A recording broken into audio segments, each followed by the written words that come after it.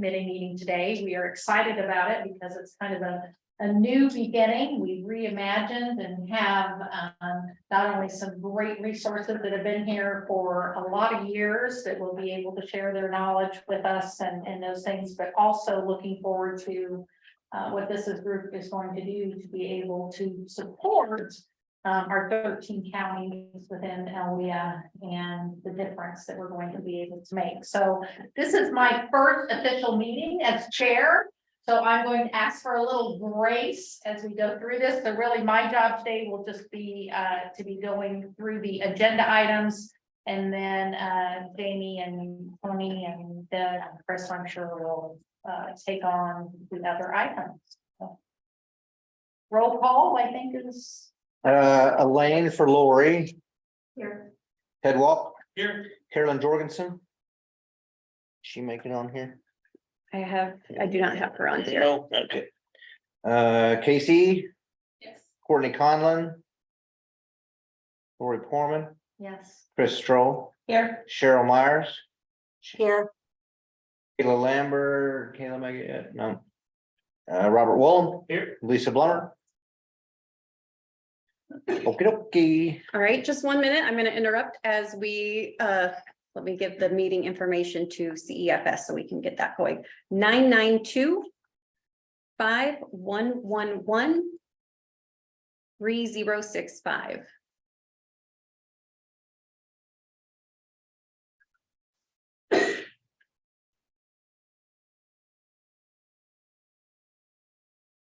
And if that works, I'm going to have to go mute. Right, meeting passcode is 896353. So 1 moment while I stop my audio.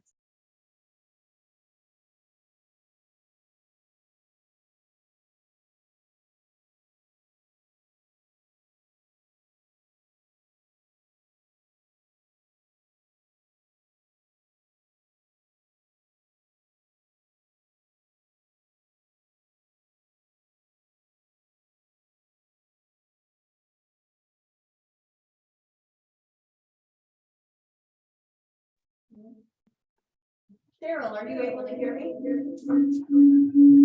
Yes. Just unplug it.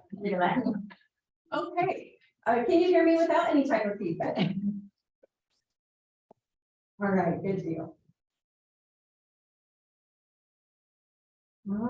Okay, so sorry for that interruption. We got the roll call. So then Next, and I know introductions, new member introductions are down, but if we want to, do we want to review and approve the March 20th, 2023 minutes?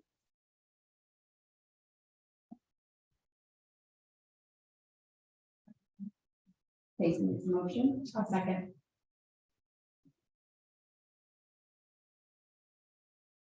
Okay, now we have, And just take the number for this order. all in favor, aye. Okay. All in favor, aye. Aye. Say aye or opposed.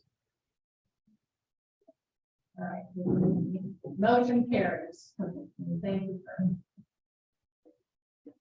Now we have new member introductions. And actually, I think we should kind of alter the introductions since we all don't know each other.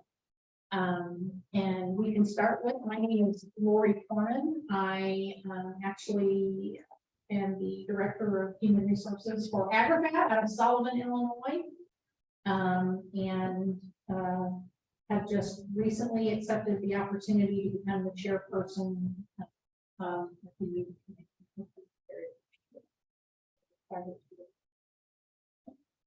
I'll go next. I'm Jamie Portman-Joey. I'm the director for the Workforce Innovation Work Area 23, also known as LWIA 23. So I am here to help our Workforce Board do all of the functions that a Workforce Board does. One of those things is to implement Title I services for WIOA and convene all of our WIOA partners who offer similar services to similar populations together so that we can all be working in alignment, not duplicating and not leaving gaps, and just kind of identify how we best can work together to achieve common goals and mission. So I am one of the board staff members here, and then Tony, I'll let you introduce yourself as another board. So staff. we are all that. My name is Tony Lowe. I'm the operations coordinator for the board. I've been doing this for about 20 years, so I've seen a lot of things we don't want to see, a lot of things we've done good. What we're doing now, which is kind of neat, we're kind of revamping this youth committee, because over the past 20 years, it's kind of been up and down. What kind of accomplishments they made, or it's just the way people's time has become. Do absolutely nothing. So we're trying a new approach to it, which is awesome, and with Lori's guidance and Chris's tutelage and Jamie's leadership. That's all the big words I've got. So I'm really looking forward to seeing where this committee goes. So my job mainly right now is just compliance with board, make sure everything is running smoothly on that. So I am here for everyone's. You can use me for all knowledge you need. Okay, I'm Debbie Whitaker. I am the LWIA fiscal coordinator, and I just live with a bunch of others. Give her popularity. My name is Chris Roll, I'm the Dean of Workforce Solutions Community Education at Lakeland College. I'm the Title II representative, as I said, on the board, so that would be adult education and Perkins, so the ICCD dollars that come through to our local community college. Those are all under my area, along with Amy. She's one of our board members, and she's my direct supervisor at Lakeland. If you have a problem with me, this is okay.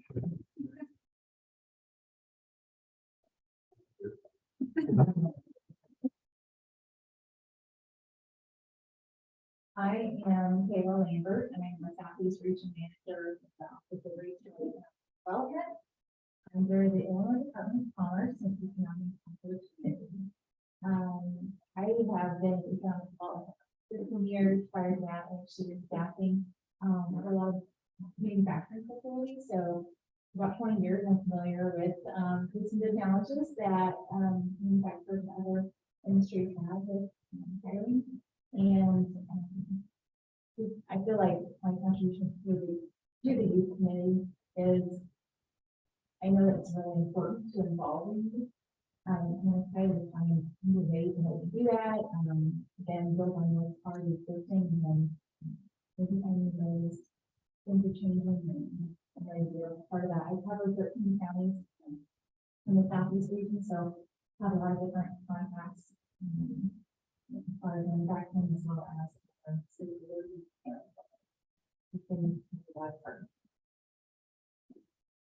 I'm Ted Walken, superintendent of Sullivan School.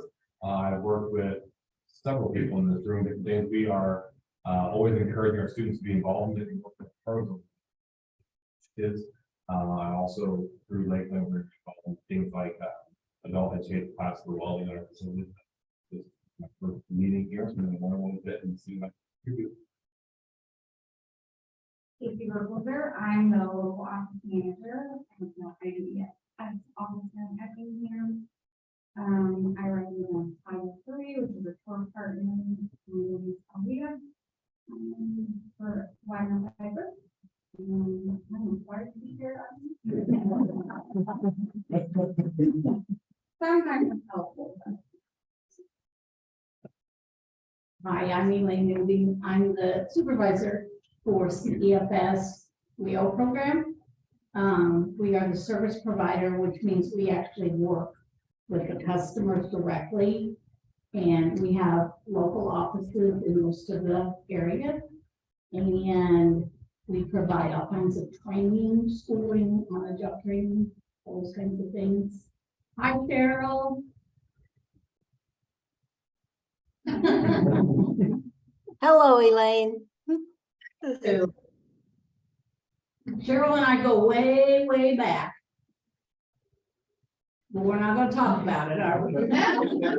No, we're not gonna go that far back, Elaine. Good to see you. You too. My name is Robert Woolham. I'm kind of on the industry side of things as far as this group goes. I represent North American Lighting. I'm from the corporate headquarters in Paris, Illinois.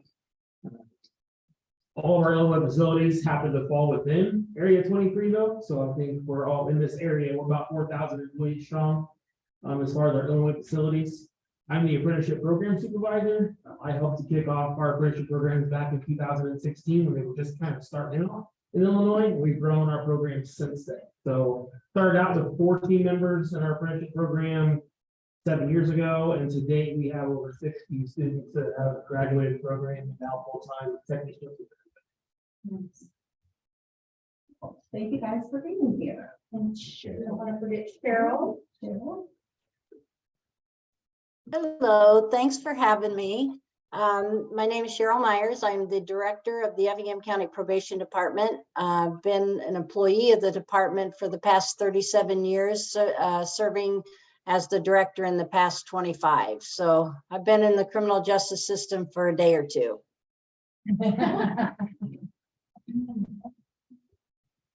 Well, thank you for those introductions. And now, I'm not sure who's having this conversation, but we're going to talk about the youth committee reorganization, recruitment, and kind of our next steps. Yeah, so I will go through that. We're going to do kind of an orientation today because we invited new attendees here, and you're probably like, I think I've heard of LWIA 23, but I don't know exactly what that is. And what does that have to do with WIA, and why are there all these letters? And that's for fun. That's what it all means. It's fun. But Robert, like you're saying, you're part of industry, and that seems different from this group, but really the workforce board is supposed to be industry led. And that's why we have Lori as our new chair, because she is an industry representative as well. And our entire board of 29 people, I think we have 27, more than 50% have to be industry representatives because we are employer driven. So while there are a lot of concepts and initiatives that we need to address, we want to have our employers, our local employers, really leading the discussion and the charge of all of these workforce development initiatives that we want to do and we want to accomplish. So with that, we'll go through the slideshow. It's a million slides, but I'm not going to go over each one in great detail. Some I'll spend a little bit more time on than others, but feel free to interject, to ask questions. It can really be a conversation. Like Tony said, we've had the committee for many years, and it's looked different and done different things throughout the years. And we are to a point where we realize we needed to restructure and have this new image and make sure that we are doing what is best for our local employers and our local job seekers who are youth or young adults. So with that, we went over welcome and introductions. We'll do a brief overview of what WIA is, what LWIA 23 is, our board and how that factors into everything, and then come to this youth committee. I'm not going to go too much into the WIA youth program. That's for another day, but just kind of hit some high level stuff there. And then I'll talk a little bit more about what we would like to see this group do, but also open it up for you guys to let us know how you think it could look in the future. And then I'll just talk about upcoming meetings, our contact information, and our regional plan. So with that, all of our presentations, Tony reminds me, all look the same because they start out with the same quote. No economy can succeed without a high quality workforce, particularly in an age of globalization and technical change. Because every time I read that, it reminds me why we are here, what we are doing, and why it's so important. That there can be no economic development without training, education, and workforce development. So we are all working towards the common goal of increased quality of life, basically. Then we already did our introductions. The names that you kind of see on the screen, these are our legacy committee members, I guess you would say. They were on just at the moment where like we need to reevaluate, shift, and rethink where we're going and what we're doing. And then we have some new people. So you guys have been invited here, Cheryl, Robert, and Ted, because as we were talking about what do we want our youth committee to look like and who would be really valuable resources to have on the committee who give us good insights, your names came up. So I appreciate you accepting the invitation to be here, and I'm really excited to what insights and input you have for us. From there, so what is WIOA? Workforce Innovation and Opportunity Act, WIOA, and we're super efficient, so just say WIOA. WIOA is landmark legislation that's designed to strengthen and improve our nation's public workforce system and help get Americans, including youth, and those with significant barriers to employment, into high-quality jobs and careers, and help employers hire and retain skilled workers. That's it in a nutshell. There's about 700 pages of other things that we do, but overall, we are here to get people into jobs and keep America competitive. And so you there in this slide, you'll see that we did highlight youth, because right there in our main mission statement, WIOA's main mission statement is youth and those with significant barriers to employment. That we take that equity lens approach, making sure that everyone has that access to opportunities that they deserve. So WIOA has 5 goals within that legislation: increasing access to employment by overcoming barriers, increasing the prosperity of workers and employers through competitiveness of the United States, improving the quality of the labor market and the relevance of workforce investment in education, supporting and aligning workforce investment partners and economic development systems, and then promoting the improvement of the structure of delivery of services. So that's a lot of stuff. And there's, like I said, hundreds of pages more that go into detail how we can do that. But today we're going to focus on how we can come together to support youth and those that are facing barriers and obstacles and maybe falling through some of the cracks that we have in our system, so that they are able to get into the workforce and get the skills they need to be successful. So anytime that the government says, hey, we want you guys to do these things, they do have to give us some money to do those things, right? So the WIOA legislation gives each state an allocation of the WIOA grant funds. That allocation comes from the U.S. Department of Labor. It goes to each state. In Illinois, it goes to the Department of Commerce and Economic Opportunity. From there, DCO has divided the state into local workforce innovation areas, or LWIAs, or most efficiently, LWIAs. So we are 13 counties in southeastern Illinois that comprise LWIA 23. There are 22 LWIAs in the state, but we're number 23, probably because we're special. I like to think of us as the Jordans of Illinois, but I don't think Chicago likes it when I say that, so I hope no one from Chicago is listening. But really, we're 13 counties who cover 6,500 square miles. We're massive. Each one of those 13 counties has a representative from their county boards or the chairs of their county boards, and that makes up the chief elected official consortium. And from there, the consortium can't just take the grant dollars and put it in their pockets and say, yeah, we'll spend it like we're supposed to. They have to nominate a board and a fiscal agent to manage that money and make sure that all the grant activities are being done as they are supposed to be according to WIOA legislation, and that is where our Workforce Investment or Innovation Board comes into play. So those 13 county elected officials have nominated 27 individuals to sit on the board and have elected that Lakeland College is the grant fiscal agent. So what that means is the board gets to decide how those dollars are spent, but Lakeland just makes sure that we're tracking those dollars and we are not spending anything on disallowed costs. So I like to think of Lakeland kind of as our bank. I'm very grateful to be there and to have an office there. And I say that because he's there. But really, I do enjoy being an employee of Lakeland, but we are also Switzerland in the area. So we don't make Lakeland the provider of choice or anything. Whatever our employers need, as far as training goes, we let them select that and we just help facilitate the process. We don't send everyone to Lakeland because that doesn't make sense. So when you hear the term LWIA 23, we are talking usually about our board, our director and staff. So that's me, Debbie, Tony, and Nate, and then our service provider, which is CEFS. So you'll hear LWIA 23 as an entity, and that is all of us here today. And then you'll hear of LWIA 23 as that geographic region, those 13 counties I was talking about. So you'll see we cover from Moultrie County over to Edgar, down to Lawrence, over to Marion, and everything in between. It's a lot of space.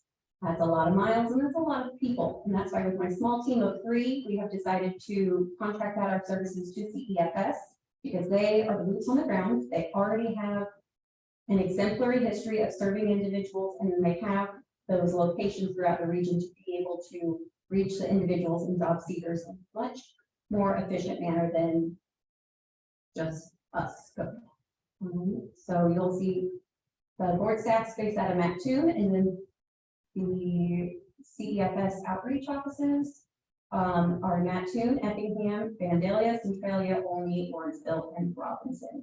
But we do serve all of those counties, even those where there's not necessarily an outreach office. So LWIA 23 is an entity. Our mission is to create a workforce from a pipeline connecting people with sustainable employment through our training services. And we do that through work-based training, industry recognized credential attainment, support of disadvantaged individuals, business and sector partnerships, and collaboration with local education. And that's sounding pretty on par with the WIA mission, right? All design, it's supposed to work out like that. So what is the role of our board? Just real quick, the board has 4 roles: strategy, convene, optimize, and manage. So part of being the strategist is to understand the trends and set a collective vision. If we don't have people out in the trenches working with youth on a daily basis, contributing to the discussion, then we don't understand the trends. That is why it's so important to have you all here with your insight and your lived experience with youth in the area to be able to help us strategize better. And then convener. The workforce ecosystem is made up more than just the workforce board. We have employers, we have education providers, training providers, we have we'll go into our core partners and required partners in just a bit. But all of these partners, everyone has a stake in workforce development. So our job as the board is to bring everyone together so that we're on the same page, we're talking this, singing the same song, dancing the same music. Optimizer, we use data to drive decisions and continuous improvement. And then the manager design and manage customer-centered service delivery. So who are these partners that we're talking about? You're going to hear us talk about title partners and core partners kind of interchangeably, because within WIA legislation, it refers to titles often, but that sounds very jargony and stuffy. So we also try to use core partners in our terminology. So our core partners are Title I, and that would be CEFS. They are doing the WIA services for individuals and job seekers. That's getting them into work experience, getting them into training programs, getting them the credentials and skills that they need to be successful. And then we have our Title II partners, and that's adult education. So for us at LWIA 23, that's Lakeland College, Illinois Eastern Community Colleges, and Cass Cascade College. Title III is Wagner Kaiser. That's Casey with IDES. Title IV is vocational rehabilitation services. That's Carolyn. She's not with us today. And then, depending on what you read, sometimes we talk about Title V being our partner, the Department on Aging, or for us, that's National Able. Right now, they don't have a designated person for our area, but they are still one of our partners. So each one of these title partners, core partners, they are doing very similar work in getting skills and education and getting people into the workforce, depending on whatever obstacle or barrier they're facing. I'll do it in slightly different ways for slightly different populations, but there is overlap. Then we will talk about required partners too. That's our labor union, our Perkins representatives from secondary and post-secondary education, our economic development organization, our local employers, community-based organizations, and CSVG TANF providers as well. So you'll see that's like a whole list of just about everyone everywhere. Everyone's our partner basically. So we have a board that is in charge of convening all of the partners. We have those 2 lists of core and required partners. We got to convene them, right? So what does that look like? Well, for our board, it looks like committees. So we do have an executive committee, a planning and oversight committee, and a consortium committee, and then we have this, the youth committee. This is where we are focused on trends and issues for youth and young adults.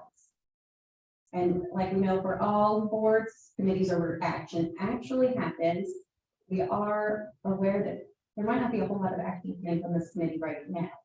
That will come as we reimagine ourselves, revision, and come up with a plan. So in our bylaws, our responsibilities now include identifying and addressing the needs of youth having multiple barriers, requiring special attention in their preparation as successful job seekers and employees. The committee works with service provider on how to locate potential youth customers and assessing their needs. The youth committee is responsible for developing the youth portion of the 4-year regional plan for local workforce area and recommending youth service providers and conducting oversight of youth programs. This is a very wonderful purpose. I do see room for this improving. A lot of the discourse with WIA has been very focused on Title I. How do we get participants into Title I? And yes, that is a very important conversation, but I think that kind of leaves out how do we work together to support the youth that we all work with, even if they don't necessarily qualify for Title I. How are we making a web of support for youth in the area? Anyone who's facing obstacles and barriers. We need to just expand out that conversation and that focus as opposed to just Title I services to services all of us offer. And then also we talk very much about the 4-year plan and just working on the youth portion. I do see the 4-year plan is coming up at the end of this year to be, we're going to go through it again. We're going to do it for the next 4 years. So just a reevaluation of it. And I see there being input from the youth committee that is applicable to the whole plan and not just a particular section. So again, I feel like while I appreciate having narrow defined focus, we do need to draw back and look at the scope of our impact a little bit more beyond just Title I and just the youth portion of the regional plan.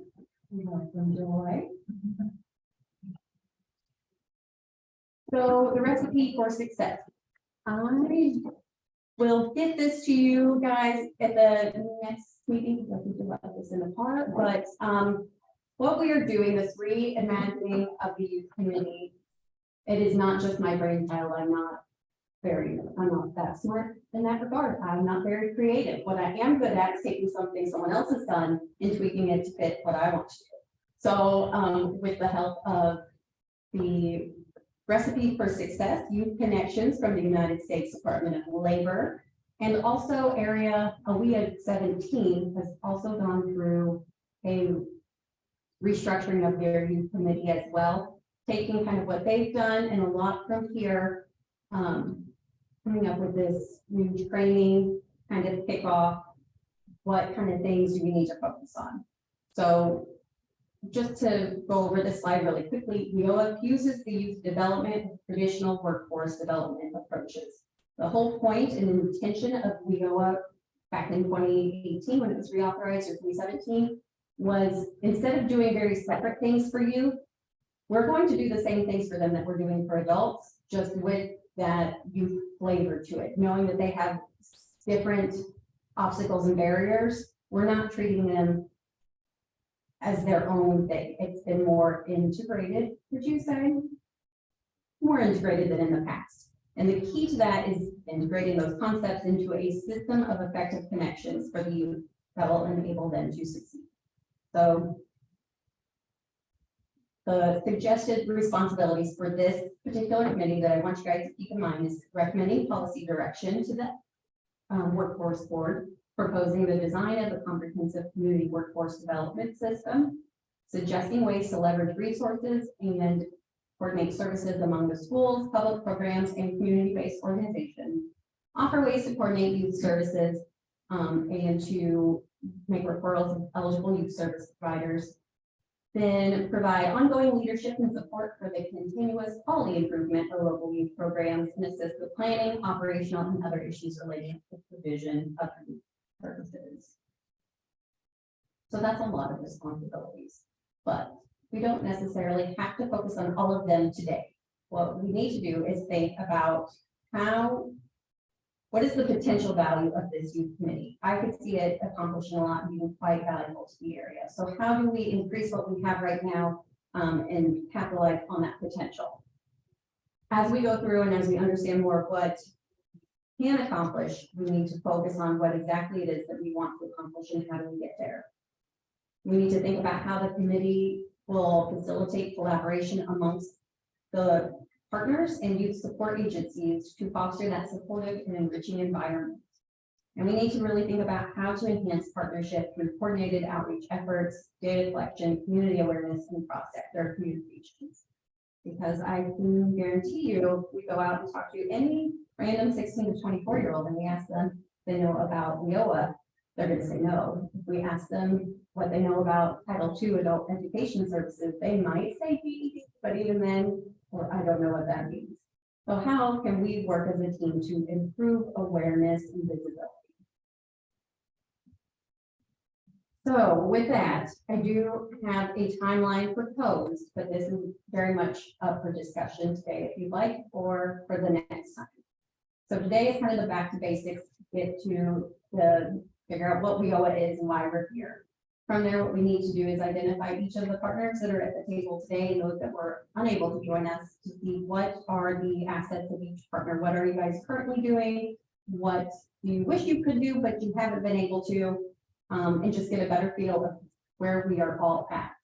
From there, I think identifying the gaps would be phase 3. So this is what we're not doing, and this is maybe as a committee we can address those. Phase 4 would be then to actually define our goals and from there develop a plan of action. Phase 5 would be to implement that action plan and decide how we would evaluate that into continuous improvement. And phase 6 would be the continuous improvement. This is, as anyone who knows me will tell you, I'm often optimistically aggressive in my timeline. So keep in mind, LWIA 17, it took them 3 years to go through these 6 phases. I don't recommend that we take 3 years, but I do understand that we might not get exactly where we want to go by this time next year. We might need a little more time than that. But it will be very dependent on your guys' comfort level and your availability and what you decide you want to do. So from there, as of right now, because of our board is constrained by the Opens Meeting Act, we have to post our regular meetings in advance. So we put out meeting notices for the whole next year. So our next meeting, September 18th, then December 11th, March 18th, and June 17th. If this committee wanted to meet more often and do monthly check-ins, we would be able to do that as a special meeting, but we would have to plan that out in advance. For the meetings access to with at least 48 hours notice. But knowing that traditionally this committee only meets quarterly, we can adjust our plan from there, or we can add some special meetings if that works better for our plan and how quickly this team wants to achieve their mission. So with that contact information, you guys will have all of this. I do want to put in a plug for the LWIA podcast, WIN, Workforce Innovation News. It is out there for you to listen to, but also if you want to be a guest, if you have any youth specific initiatives going on, workforce development programs, opportunities, we can schedule a recording session, and then it is free for you to take that recording session and use it to market your initiative. And then our economic development, or I'm sorry, our regional plan for economic development region 7 or LWIA 23 is available on our website. I did not print all those out today, but I can bring that next time. So from there, what questions do you have? I'm sure a million.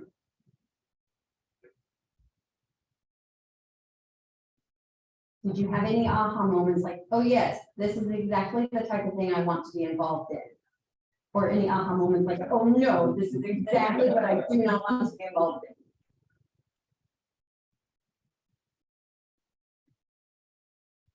All right. So. Do you have any concerns at all? Looking at let's go back to the WIA suggested responsibilities of the youth committee. Is there anything there that concerns you or anything that you identify as something we do need to, this area needs desperately, we should jump on?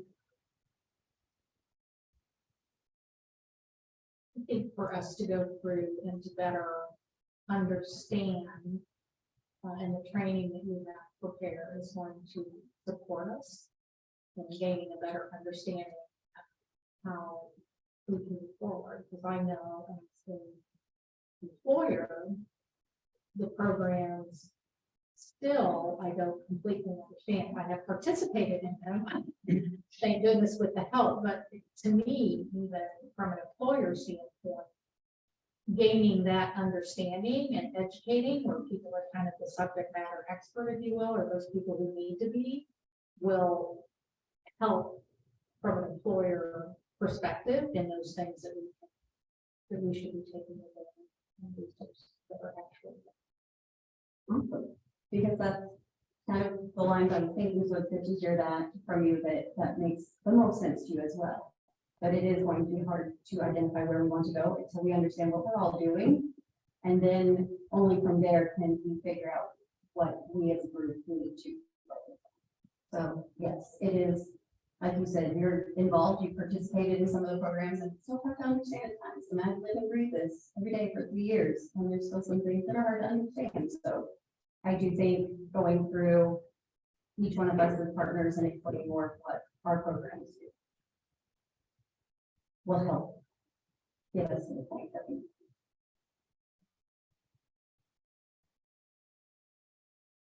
Does the timeline feel good to you guys? Do you want to stick with quarterly meetings as we go through kind of the training and educating and learning what it is exactly this committee is already doing as individual agencies and organizations before we get to what we can do as a group?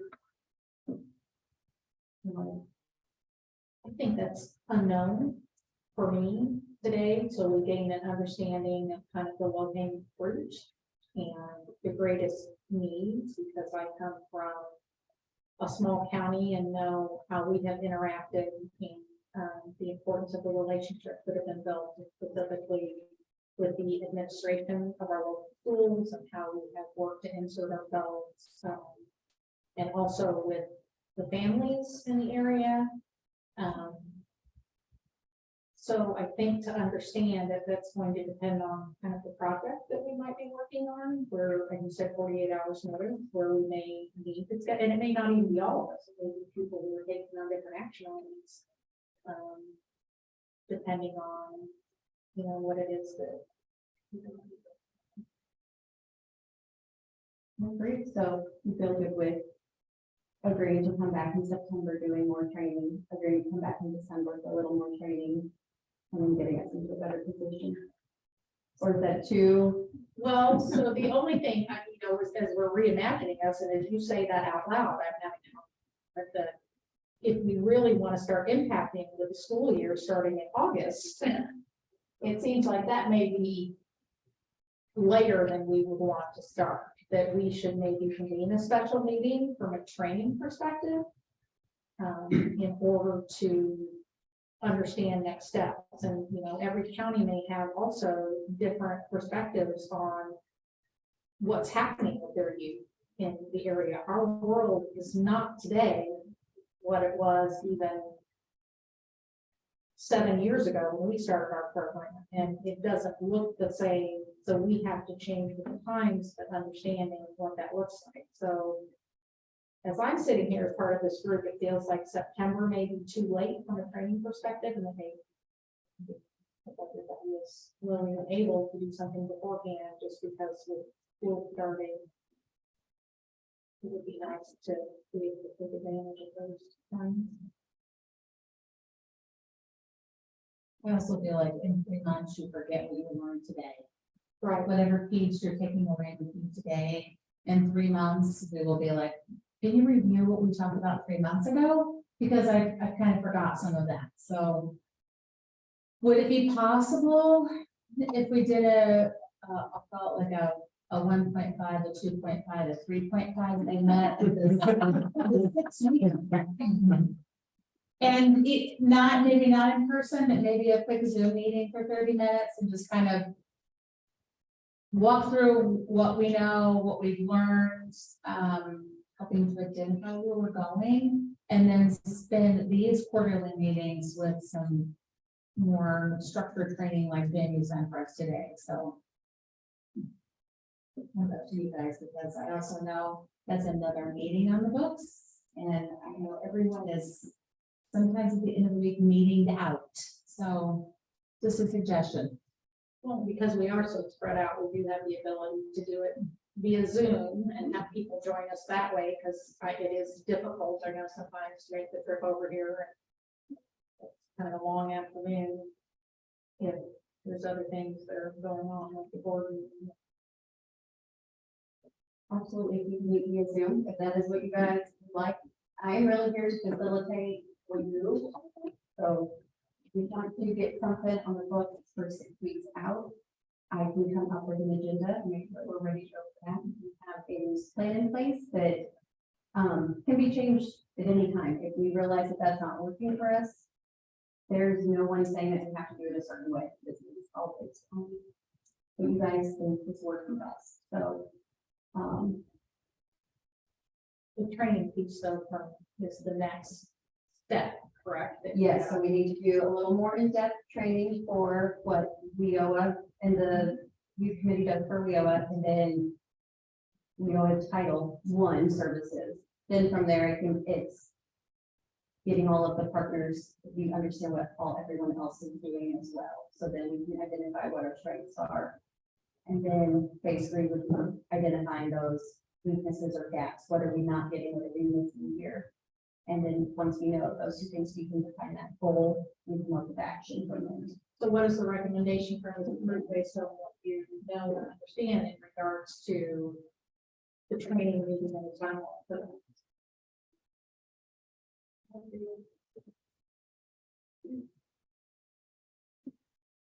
Maybe with that, I mean, we've already sent this out, the asset map to everyone, because that will probably help with what partners do. Trying to put together an asset map that has all of our title partners and all the things that we do, because when you say adult ed, people think GED. That's not all what adult ed does. There's many other things they do.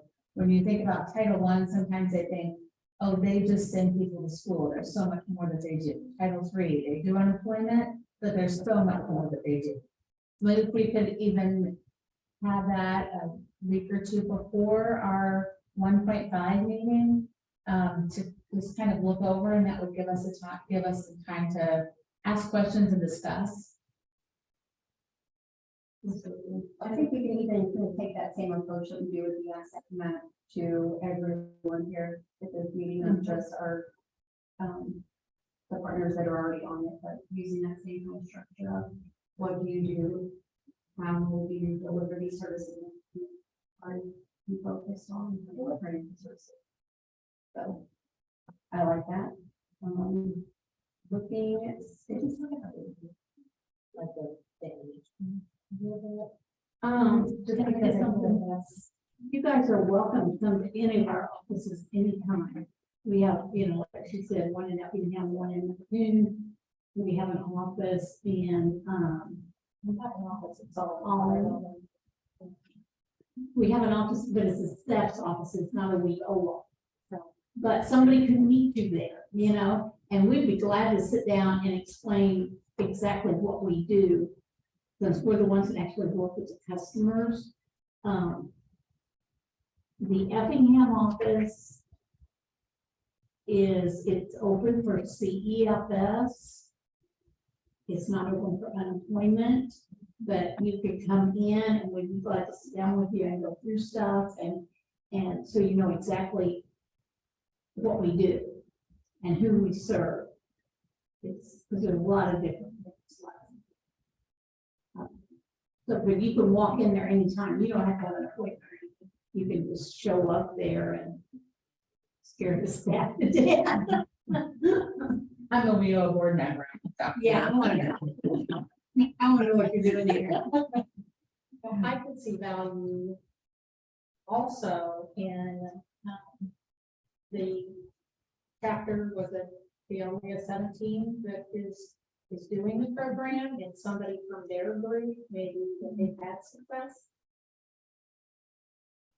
Maybe speaking with this group and helping us to work through it, and then as also part of a meeting, and I know it's, but for all of us to continue to be on the same page, I think it's important for what Elaine's talking about and sharing that information. Should that, can that be shared in a group setting? Sure. Where, so that we all clearly understand how many things to say for us. Absolutely. I think I could talk to LWIA 17. He did send me all of like his PowerPoints. I can show you. The caveat there is that each LWIA does things a little bit differently. So the bulk of his training really had to do with youth providers. They have 9 different youth providers. We have 1 youth provider. So it was really focused on how the service provider contract goes and the nitty gritty of training them how to interview and track them in the IWDS system. So that took up a large chunk of their training that we would not have to do. So I took all the parts that were not that granular, actually providing the services and more of what the youth committee as a whole does. And that is what informed and affected this process of looking at the assets and then identifying gaps and then coming back to set goals and then action plans from there. Like the basis of the years and something like Yeah, and I think a lot of that had to do with some of the ins and outs because we will tell you there's a lot of ins and outs and I don't know a fraction of them. You've got them all stored up there. We can go around and around. Here's some bill. Jamie, you said we have 9 providers. Provider. What are you talking? So a service provider that are going out and offering Title I youth services. And I did not get into that very much because that can be a rabbit hole in itself. And that is what CEFS is providing. So yes, they are correct. Almost all the LWAs have numerous youth providers. They subcontract their youth money. So some of it may go to the school, some of it may go to Salvation Army. They have all these different people that apply for this money, where in our area, we do all of it. But then you have to leverage on your partners. Yeah. So that makes it a little harder. But at least we're using them. Okay. And they all do different, they all do totally different, you know, so they have to make sure they're abiding by. Another fun fact is, again, didn't get into this very much, but you, like Chris was saying, there is an age range, 16 to 24, but through the WIA definition, we also differentiate between in school versus out of school. And WIA legislation that we have to serve a certain percentage of each of those. Well, WIA 17 only serves you out of school. So even their approach is a little different than ours. We have decided not to serve in school youth. Whereas we will serve both. And right now, this particular year, we're a little heavier on youth in school than we really should be. But it was more important to us to get services out there to whoever needed them the most and would come to us and actually make use of those services in the best way possible, as opposed to focusing on those who may not ready to leverage the resources to their full ability. So there's still a lot to learn. Which is why we're trying to. Absolutely. We're looking 6 weeks out. We're looking at the end of June, beginning of July, and it comes right up on to 4th of July. So is there a preference from the committee to meet either just before the 4th of July week or just after?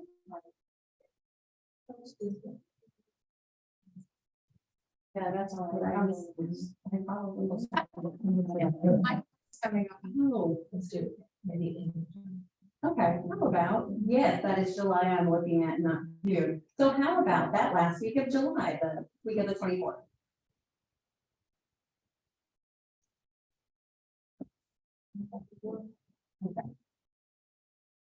I will get something on the books and send it out. If it does not work for you, then I'll do the whole thing. So you can look at what works best. I'm sure there's a recent asset now out there. Thank you, Marlene. Any? Did you see any red flags? Are you not going to come back? Let's now. It's a week on our beautiful. Feel like it fits well with you guys. Think on it. Check out our website, LWIA23.net, and look at our regional plan on there. Under the About Us tab, you should be able to find regional plan pretty well. Read through there, skim for anything that talks about youth. And that might help generate some ideas or questions. And then I will get back to you guys with another training session at the end of July. And we'll just get things going from there. The PowerPoint you shared, has that been emailed out or not emailed? We sure can. And then we have the meeting dates, are those 3 p.m. typical meeting time? Correct. Here unless otherwise specified. Can we get the, the 17? How are you able to share that with us? I will check with Dr. Arnold and see if that's okay with him. I don't foresee there being a problem.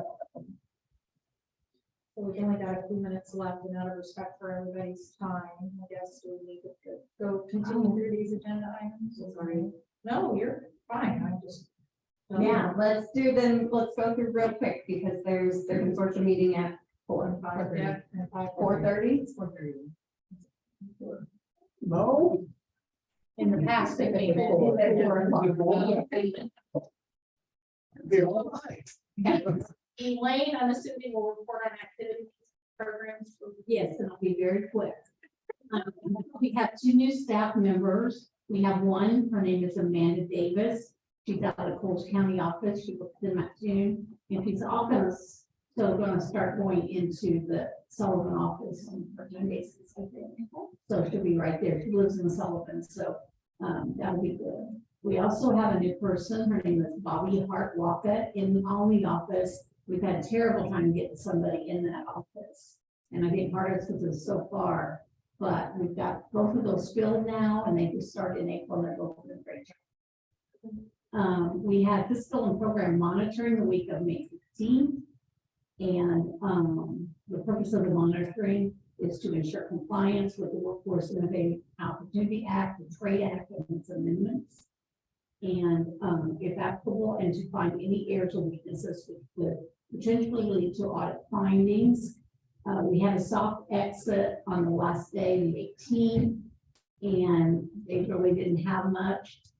We talked on the phone to them today for an exit, and there were no youth findings at all. So, but we will get a letter in the mail. Lakewood performed fiscal monitoring the week of April 24th. There was one finding which has been corrected. I think it was a signature or something on it, Tony. Yeah. Staff attended the WIA legislative mandate follow-up requirement training on May 3rd and the type 2B follow-up report requirements training on May 9th. And all of our staff completed that. We've been trying to get people in school for the summer. Most of our youth are going in school, kids are going to school this summer. We have several people in work experience that have been on a year, so their time's up. They can work 364 days and their time will be up soon. But we have a new work experience person starting in June and a new work experience starting in Albany shortly. So we're going to try to get those, and those are out of school. We have to get our out of school numbers up. We're way over on in school, but we're going to be out of school. Currently, we have 78 customers receiving career or training services in the youth program. 43 customers have exited the program for a total of 121 served this program year.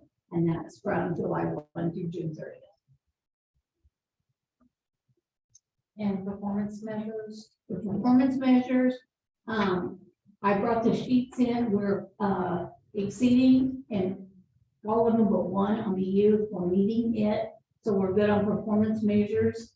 I got the sheets, I can pass them out, you can take them with you if you want to look at them. But they're fine. Those will start again. We'll start again on July 1 for next year. If you look down at the bottom, it tells you when the exits for the manager, and the ones that we're dealing with right now were exited like in 21. So it's all right there. So if you have any questions, give me a call, give Ray a call, we'll be glad to talk to you about it. But right now we're doing fine. So next is other business. Public comment. Closing remarks. I just think we thank everybody for coming, and especially those who are checking us out for the first time. And stick with us as we. Sure. As we continue to work toward our reimagined youth committee and anything's possible. And then motion to adjourn. That's what I do. Second. That's what you do. Second. And then all in favor? Aye. All opposed, second sign. Motion is carried. Hey, Jamie, you ready for the meeting start? There's Nancy. So Okay. yes, so with that, it's the quarterly consortium committee meeting. Kevin, call it to order. Go. All right, thank you for everybody coming. First order of business is called the roll call. Kenny Superholder. Here. Kevin Wisher. Here. Carolyn Jorgensen. Here. Nancy Purdy. Here. Gerald Baloo. Here. Laura Jennings, Laura Lane. Here. Rob Jackman. Chris Stroll. Here. Okay, we have a quorum. All right, first order of business is a review and approve the March 20th, 2023 minutes. Do I have a motion to approve? So moved. Second, Second. all those in favor by saying aye. Aye. Those opposed, same sign. All right, so the motion carried. Anybody have a conflict of interest disclosure? All right, none. We have agency training. Is that me? I think that was you. I don't have it, sorry. I apologize. I didn't read. I just, what we talked about last time, that Are we doing each agency is going to do some training or? we had talked Yeah, about that's doing what- training last time in my side. So Make this meeting short. I apologize for that. So next meeting will anticipate agency training. And you want to know? I can't have somebody's had to remind. Because you had it on here, I just thought I was saying, hey, it's great, I'm gonna do it. It didn't seem to go together. Yeah, I will, okay, I'll remind, can you remind me to remind him? Debbie, you gotta remind. Remind me. Hey, Chris, Got it. You don't want to go in here. Actually, it worked out better because we got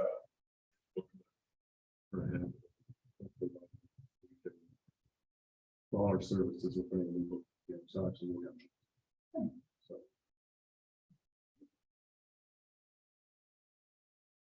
All right, I guess on to the next business service update. Yeah. Had it and then I moved it. I talked a lot the last time, so I'm gonna go through this as quickly as I can. Business service team met April 19th and May 23rd. Our next meeting is June 21st.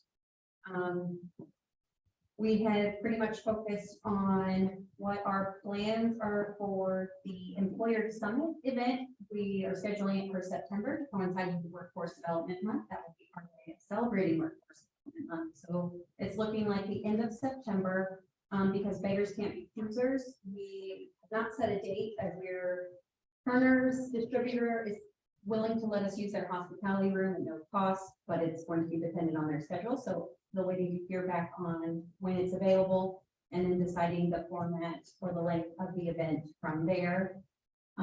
We have completed strategies 2 and 3 account pipeline management training for our business service team. We held a sector roundtable, or in the TPM world, what's known as a collaborative for the manufacturing sector on April 25th. And the next meeting for them will be in July. We are in the process of gathering some of the local level data to help them identify what focuses they want to have for their manufacturing collaborative planning. So is that, Where? It was at Flutie Center. so here, Mhm, yes. it was just like informational. It was them getting together to discuss their pain points. So there were 5 manufacturers who participated. They discussed common pain points. They also had kind of like a help us help ourselves type approach to some employers were facing problems. Other ones had found success in overcoming with certain solutions. So it's really business led. We let them talk. We just kind of guide them into making sure that they're identifying pain points that are actionable and that they can create a plan to address later. So we're just there to facilitate, give them the space and help them stay on track, basically. We're looking at holding roundtables or forming collaboratives for information technology, possibly childcare, healthcare, and eventually the goal is for each one of the target sectors in our WIA regional plan has its own collaborative to go with it. That's long-term goals. We'll get there. There have been numerous partner events and updates, most notably 8th grade career conference was held on March 30th and 31st, and that was a partnership between EPs and Lakeland College Perkins department, but then a lot of our business service team ended up participating and helping out as well. So that was really cool to see. It's just an amazing event, and then to see all of the title partners coming together where they hadn't before, just before, was really cool. Adult education, there's been RFPs for the new year going out, summer enrollments in full swing. The IECC did receive a visit from CCD, the Illinois Community College Board, in April to showcase their virtual career exploration activities with the VR goggles. IDS has virtual job fairs for re-entry populations. The next one is June 26th, I think, or June 20th, coming up here soon. And they had a workforce equity career fair in May. Department of Rehabilitation, in my notes, I just have that they've been maintaining. I guess it's been a hectic summer for everyone. Sometimes you just gotta maintain. Regional economic development, we have blue collar jobs applications are out. There's a webinar coming up for that one as well. Illinois mapping review. PACE, Small Business Development Center at IECC. And our most recent podcast that's already been released was focused on the Small Business Development Center. So if you've not checked out, please do. And we have another one that will be released tomorrow with a partner that may or may not be in the room. So definitely subscribe. Business Navigator Alliance webinars on childcare research committee, mental wellness, and then there's an upcoming one for the PACE program as well. Effingham Regional Career Academy, the new Effingham Technology Center, will offer Career Academy classes beginning fall of 2024, and the Career Academy is currently enrolling for fall 2023 now. New York University is continuing to work with IDS on virtual job fairs. They've been successful. And there's been a lot of business services outreach to numerous businesses in the area, HSHS, Sarah Bush Lincoln, Marshall Chamber of Commerce Job Fair, Fearless of America, Fair Right, Carl, Bolin Enterprises, Flying S, Pella, and Marshall Rehabilitation and Nursing. And that was all for the business service team today.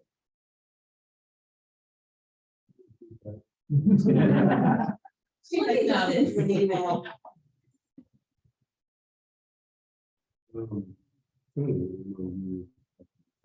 Just an update on the MOU. MOU was due to the state May 31st. We sent it in without the Department of Rehab signature. We did receive it June 6th, I think. So everything's in the state, they're reviewing it, and hopefully we don't get it back. We'll check it out. Apparently, I'm sure we're gonna get that something back with it. Anyway, as far as all the MOU and the agency concerned with it, it is in the state, the budget's in with the state. We'll see what they say.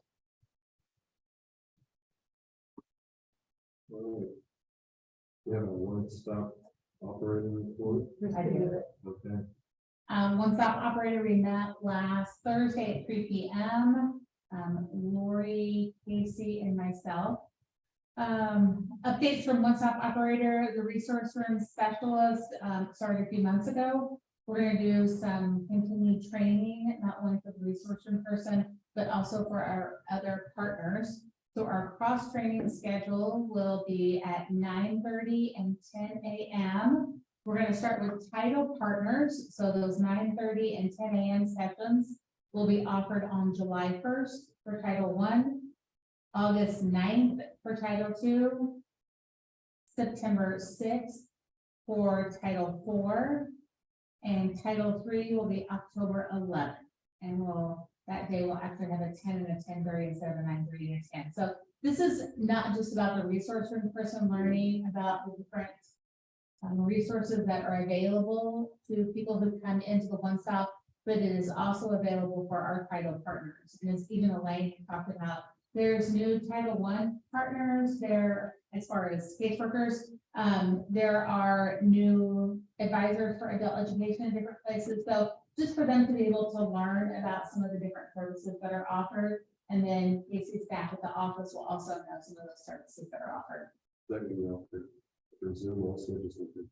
We're just doing them in person right now. We didn't really talk about a virtual option. We're going to start with it in person, and then kind of one of the things we had talked about but really didn't solidify was maybe typing up something and being able to send it out to others so they at least have the information, but really that's what the asset map is, other than if there's some additional details.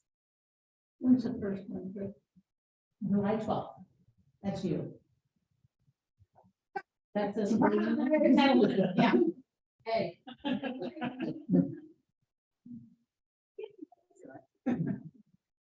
Starting in 2024 calendar year 2024, in the months of February, May, August, and November, we will continue the cross training, but we're going to do it with our required partners, not just our partners. So we will get a schedule together for that.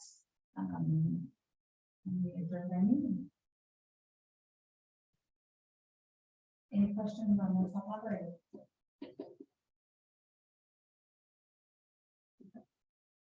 All right. Any other agenda items that we don't have on? I think we're ready to put that on there. This meeting being so. And if there's anything else that you want to hear talk about. Because usually I'll make up the agenda and I just copy and paste this, change the dates in Kevin. He says, yeah, let's go. Okay. But if there are other agencies or anybody that has anything you want to talk about, let us know so we can at least get on the agenda to talk about. And everybody has their opportunity to give their report during the meeting. But if there's something else you just want to see here, let us know. Because this committee is kind of turning into our youth committee of 15 years ago. Everybody comes in, says a thank you, go a separate way. But I think if we have got into service integration, like we delving into before COVID hit, this might have a little bit more substance. But now that every agency is still their own agency in their silos and doing their own thing. Don't have full. Would it be helpful to solicit out to the group before the agenda is made on if they have any updates or talking points that they want to bring up? I guess we could, I mean, that's it, and that's in the agenda already, just a partner report, so they can, everybody gets a chance to say their thing. but- There's something specific. Something Every time. Yeah.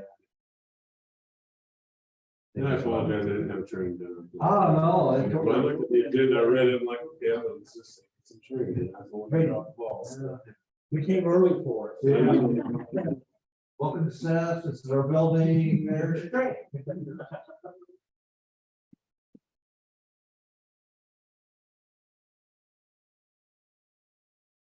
Right, part of the report, so let's start.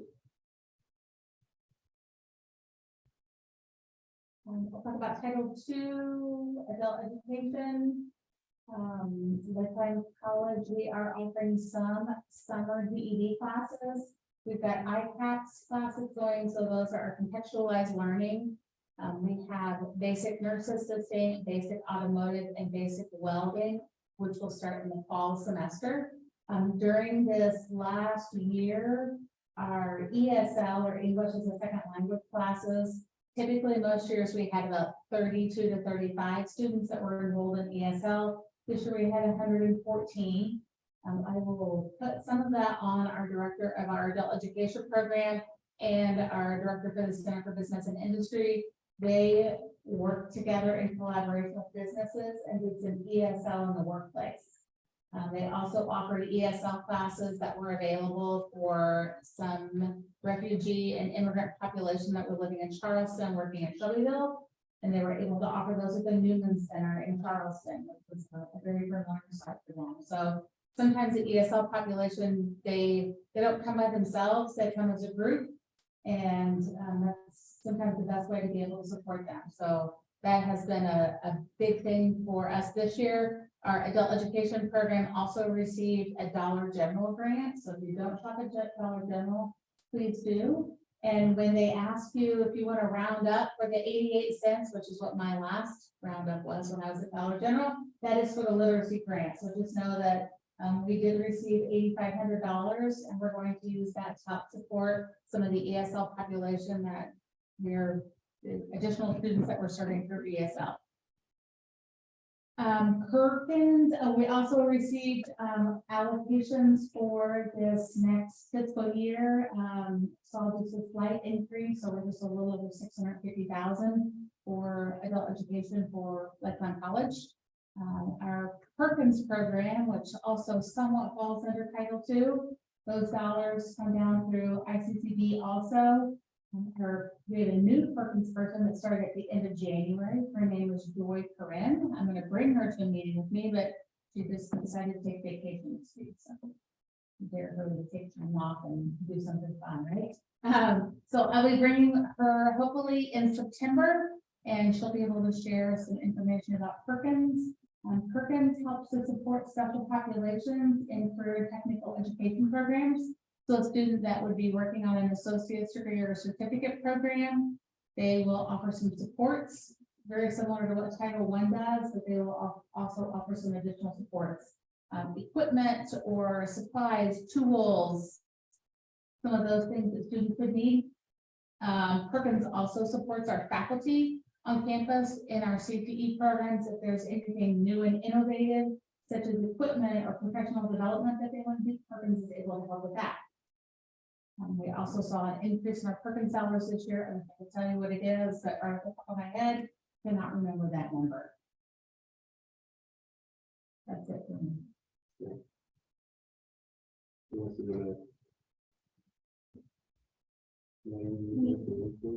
Sure. We did get our allocation for next year. We got a little bit more money, not a whole lot, but a little bit. We have worked doing a lot of new customers because we've overspent on our money. We really spent a lot of money over the winter. So we only put on, I think, 6 or 7 new people for summer for school, but we're waiting for numbers for fall, because there will be many for fall. Other than that, we're busy all the time. Right, I guess I can go for all our other programs at CFS. Something new in Effingham. I should have brought the flyer, I could grab some, hand them out, but we have the public transportation in all 7 of our counties that we cover, which is for the staying for workforce. But in Effingham on July 5th, we are actually going to start a bus route in Effingham. Be Monday through Friday from 8 to 4. It's called E-Tracks, and it's $1 per ride, or you can buy a pass for $35. But we're going to have bus stops at different locations, and we're going to try it out and see how it works, and works great. And plans on expanding hours, maybe expanding another route in it, so that can help people with getting to from work.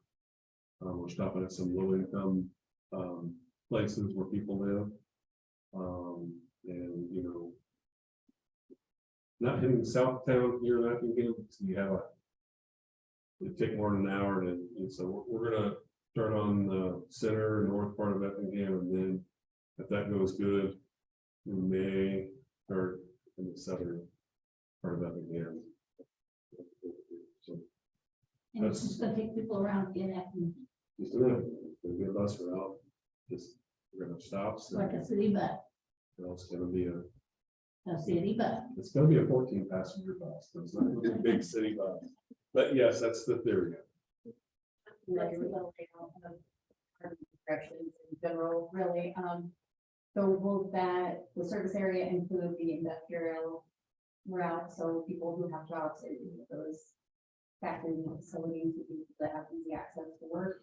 Down here, I mean, a lot of the factories are down on the south side. Okay. We had to start. We know where, based on our software we use, we know where everybody, most of the stops are. We focused it on that. Okay. And then again, Data driven. right, data driven. So when, we're gonna try it first. And all this costs money. We're gonna have somebody grab it out. We're gonna see how it works. And then if it goes well, we can do what it's there.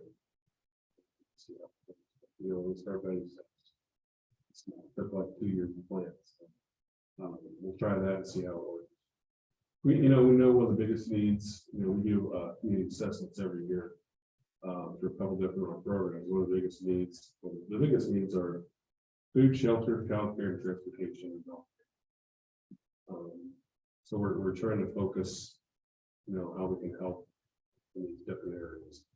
So we're helping that way in transportation now. In childcare, we're turning in a grant tomorrow for Illinois State Board of Education for prevention initiative, Joe Free program, center-based at our Effingham location, which would be full day prevention initiative or daycare, but it's prevention initiative. So we're applying for that 24 slots because we know childcare is a big need, and we hear from employers, we hear from everybody, can't work this, I have no place to bring my kids.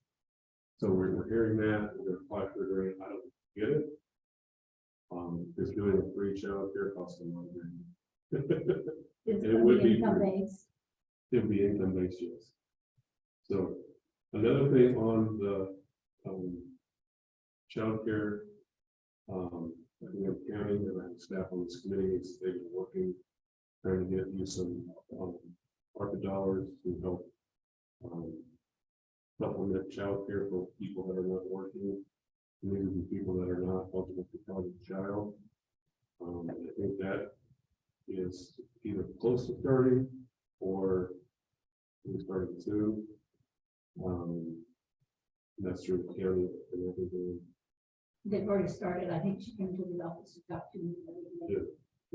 So the county's already started.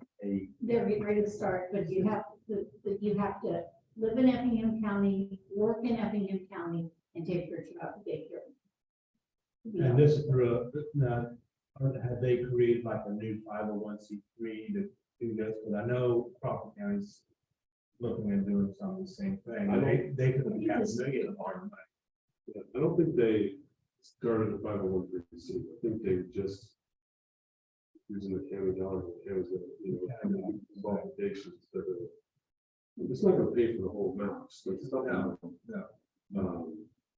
But is it gonna be 24/7 or just for the day? Because they're looking at 24/7.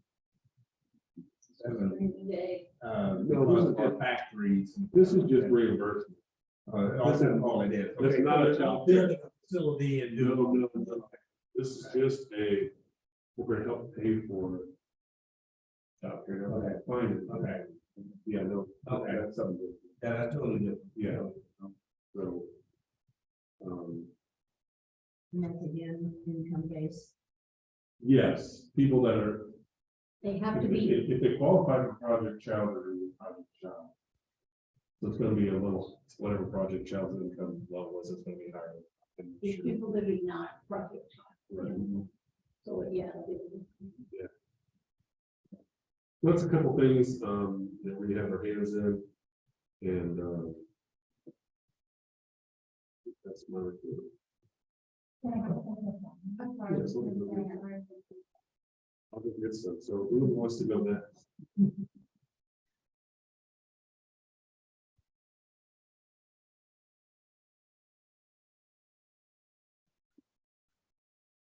Anything going on down? Anything going on down? If you want to give a quick intro about AIM, because I think just about everyone here is going to be important. yeah, I mean, I can talk about some of the things we're doing.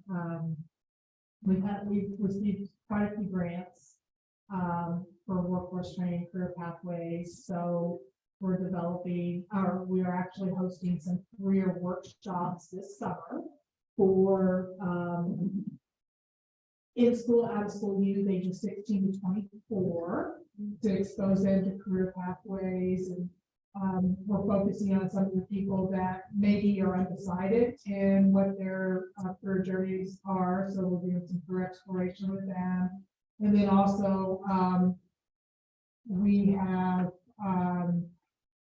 industrial trades type workshops. So non-traditional women in like welding, women in manufacturing workshops that we're doing to thank you. Generate some interest for people in non-traditional career sectors. And we're doing that with some of our trades grant and also with the help of Parkins. I could not tell you where we're at on our Parkins dollar, so unfortunately I don't have that figure, but I do know that we just submitted our budgets for Parkins at Kaskaskia, and that was approved. I think what else we have going on. We do have the AIM program, and I will be sharing that during the board meeting, so I don't know. But that we're really excited about that. We just went to the Illinois Manufacturing Association in Chicago last week and shared it with them. And Illinois Manufacturing Excellence Center and IMA are both supporting us on that program. So excited about that.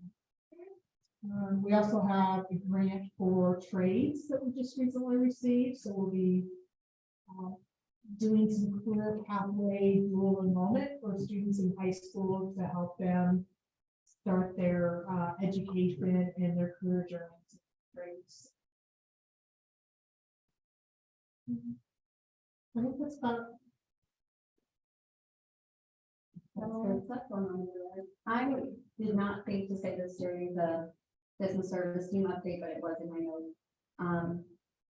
LWIA 23, we received our allocations, and that's what pretty much the whole board meeting will be about. But what's most pertinent here is for incumbent worker training. Typically, we budget about $60,000 to $80,000 a year, and on average year, we see about 7 projects. So far this year, that's ending in 2 weeks. We've been to like, what, 15 projects? So just blowing the average out of the water. So for the upcoming fiscal year that's starting on July 1st, you're budgeting $200,000. So incumbent worker training is for those who have already been hired to the employer, to the business, and the individual will receive either a promotion or a raise, or hopefully both, if they're able to obtain a skill that is needed.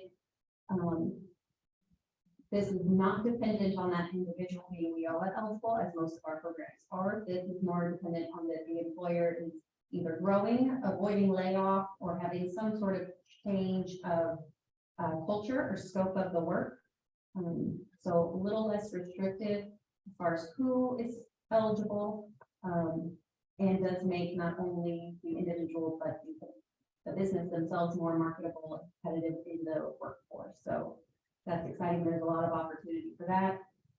So if you know of any businesses that are looking to train up their current employees, be sure to send them our way so we can see if we can do an incumbent worker training project with them.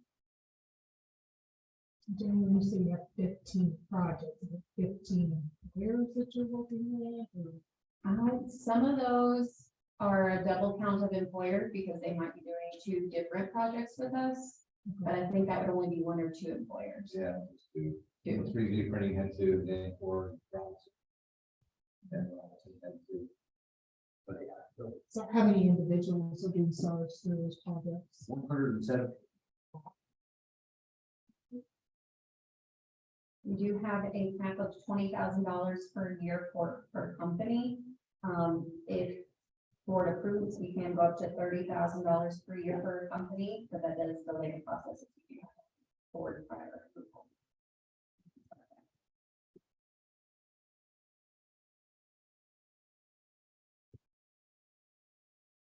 Anyone else have partner report? This is Carolyn Jorgensen from DRS. Sorry, I've had to really listen hard. It's been hard to hear, but so if you guys called on me already, I apologize. I just didn't hear that. But for DRS, we are servicing about 125 customers for college training right now between the Mount Vernon and Olney offices. And we only have 1 vocational counselor in Olney, so the majority of those cases are being handled by Mount Vernon counselors at this point. So that's a pretty good number for us to have in college training. We also have recently established a closer relationship with Royal Cosmetology School. So we are receiving quite a bit of referrals from them for customers for DRS funding and services for the cosmetology industry. So looking forward to continuing to partner with them and further that relationship. And we are also working to wrap up our school year for our STEP program. That's our high school training program, work readiness, and gives the students an opportunity to work in the community and bridge into either employment or additional schooling for themselves.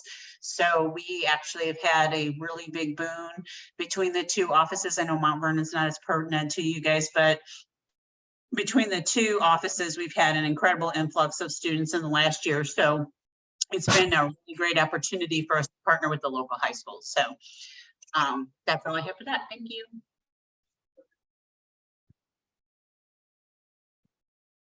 Thank you.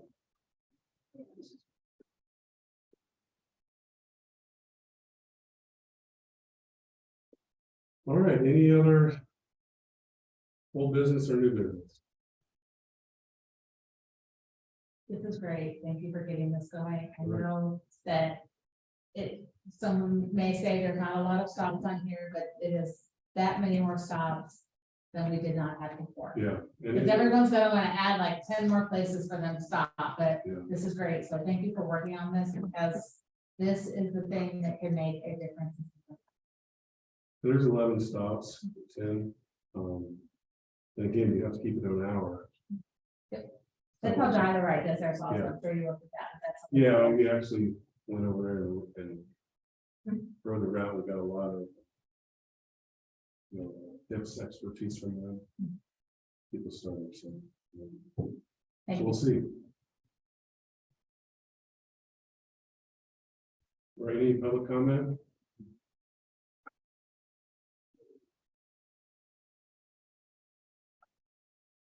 All right, need a motion to adjourn. So moved. Second, I'll second. all right, all those in favor by saying aye. Aye. Those opposed, same sign. All right, motion carried. That I will stop the recording for this meeting virtually.